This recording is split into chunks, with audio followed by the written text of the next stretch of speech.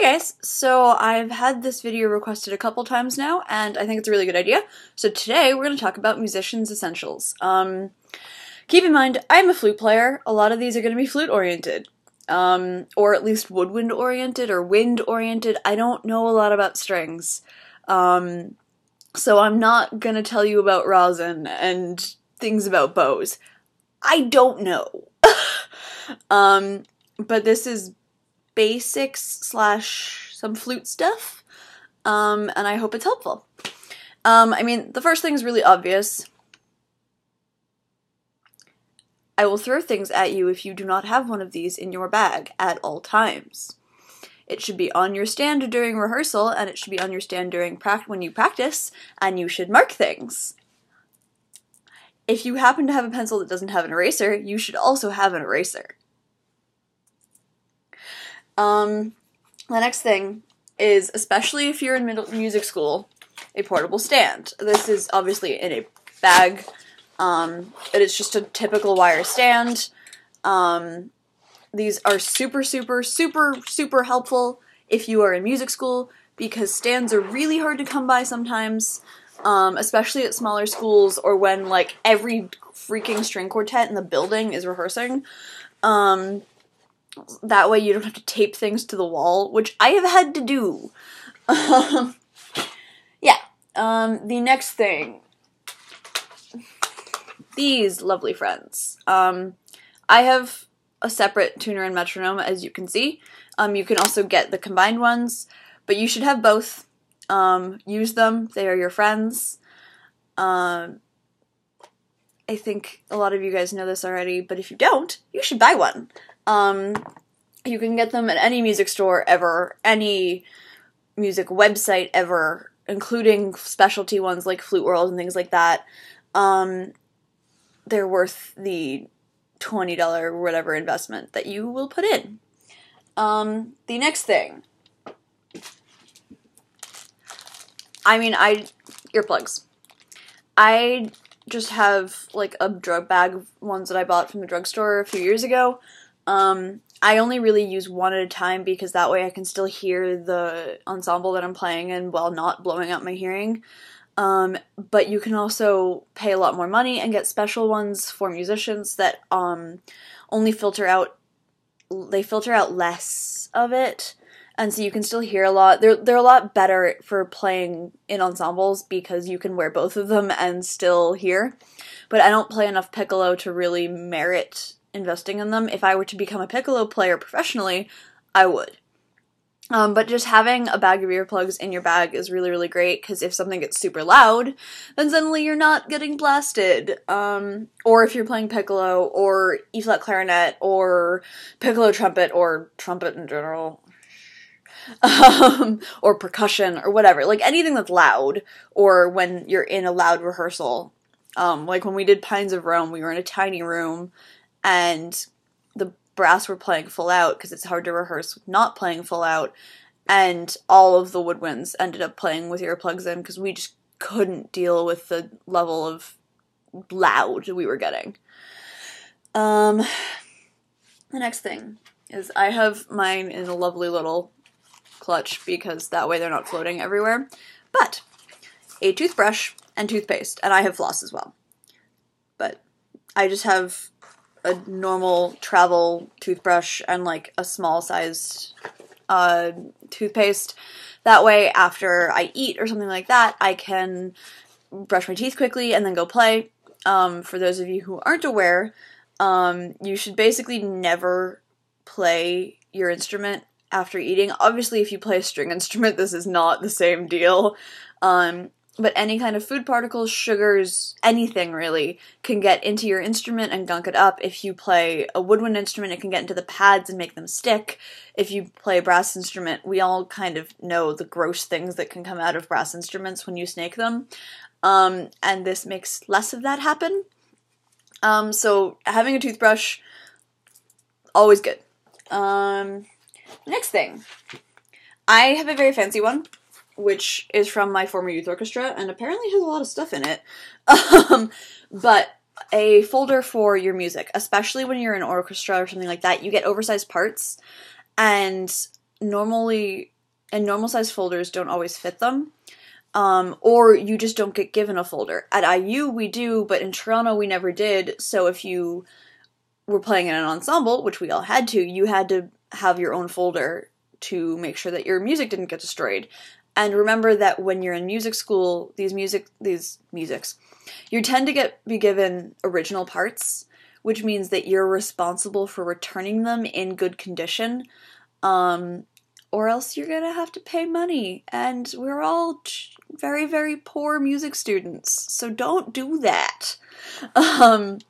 Obviously, these are, like, enough money that I wouldn't suggest buying one of them, but you can find better, like, similar ones for less money. Next thing. A notebook. Especially for your lessons. I love that this one actually says notebook on it. Like, I don't understand. Do you think I don't know what a notebook is? Anyway, so this I take, like, masterclass notes, notes after my lessons, class notes for, like, things like pedagogy, things that relate to teaching and to playing, lots of things. But it means that whenever I have a lesson, I sit down after it and go through my lesson recordings and write down things that I need to remember. So that way, when I'm practicing, I, one, have written it out so I tend to remember it better, and also so that way I have something to reference. You can have, like, a smaller, cuter one. I just grabbed the first notebook I found when I started this one. Next thing, and this is very flute specific in that I have a flute fingering chart and trill chart. And I don't know if these exist for other instruments, but these do exist for flute. You can get them on Flute World. I don't know exactly how much they were. My teacher gave this to me, but it's just the basic fingerings for the entire range of the instrument and all of the trills, including the high range, which is very helpful because I don't actually know all of them because I've never had to use some of them. So it's just a really handy reference, and that way you're not constantly trying to find trill charts on the internet and things like that. So, the next thing, I only actually have the bass for this because the other thing, the peg is in my bag for some reason. But this is the base to my favorite item, which is a flute stand. This way, you never have to put your instrument on a music stand. Ever. I have a very heavy-duty one, which isn't necessary. You can get cheaper ones and smaller ones off Flute World or whatever instrument you need them for. But especially if you play a small woodwind instrument like oboe or flute or clarinet, very, very helpful. And it means that you never have to put your instrument in a dangerous position, and we all know how I feel about that. Also, piccolo stands. Don't put piccolos on music stands either. Don't put anything on music stands. We all know this. Anyway. And I have a couple more things. Music dictionary. That's backwards. This is just a pocket music dictionary. It doesn't have everything, but it has a lot. And it has a lot of the German words and things that, like, I don't know offhand. I speak French, so I don't have to look those up as often. But it's always good to have something to reference if you get a weird marking or something in a language you've never seen before. Yeah, apparently this one was only $7, so they're not super expensive. Next thing,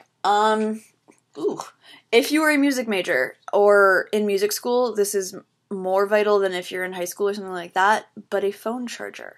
Because you spend long, long days at music schools, and your phone sometimes dies, and you need your phone, especially if you use your phone for a recorder. So I happened to never have an iPhone, so all of my chargers are universal.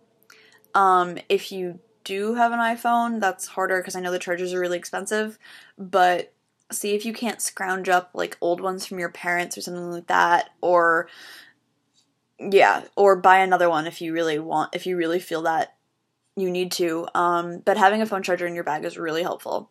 And it also means that if you leave it in your bag, you never forget it. And that way you aren't constantly, like, moving your charger around and forgetting to charge your phone or forgetting where you left it and things like that. And if you lose it, it's not the end of the world because you still have another one. And the last thing, which may seem really normal, but it would be music.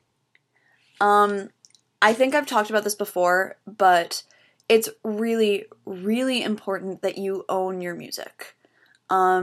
Playing off library scores or photocopies or even IMSLP is really unprofessional unless it doesn't exist anywhere else. If it's something that like is completely out of print and the only way you can find it is through the library, that is a different thing. But if you can purchase a copy of it easily, it's really, you should buy it.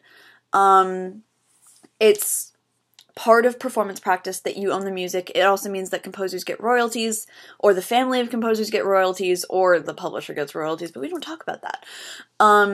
But it's performance practice. Most competitions will not let you play off photocopies unless it's for page turn reasons. So you will get disqualified if you play off non-originals. And if you're playing anything for public, in a recital or anything like that, you have to play off the original. Again, if the original isn't available for purchase, that is a completely different story. If you're playing a new piece that you just printed off because the composer sent you the score, again, completely different story. But if it is a purchasable piece, it's your duty to purchase it. So that's the basics. I mean, every instrument has its own little quirks. I like keeping fingerless gloves in my bag because sometimes practice rooms are cold, but some people find it difficult to play with. Clarinets always have a humidifier in their case, and they have reed cases and everything like that. I am not one to talk about that because I don't know anything about reed instruments, and I don't know anything about string instruments, but these are the basics that most everyone should use. I hope this is helpful, and I will see you next week.